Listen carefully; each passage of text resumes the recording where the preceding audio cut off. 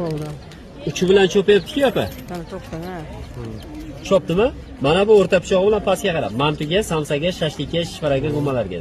Agar shuni chopmasdan kelsangiz, yana shu o'rta pichoq bilan. Osh-ovqatga, sho'rboga qaynatmagan. Ha.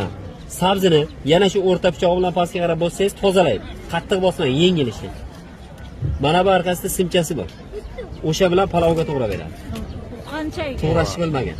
Buni arra tarafi bor. Bu bilan qirib yeysiz, yosh bolalar, qariyalar, kishi yordam qilasiz. Balig'i tangasini tozalaysiz, bonk qo'shasiz, akirvashkasi.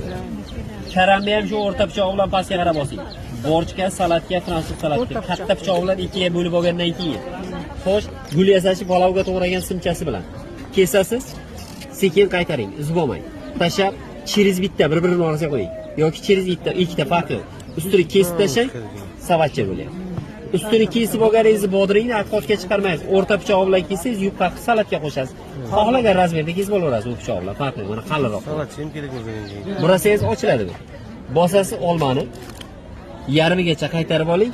Yarmigacha qaytarib olsangiz, olmani o'zagi chiqib keladi. Yosh bolalarga berasiz, maza qilib tomog'iga tutib. Xohlasiz 4 ga bo'lib, keyin bankaga solasiz. Ha, ilaga. Bizni qo'ldan kelgan ish shu. Ya'ni sizlar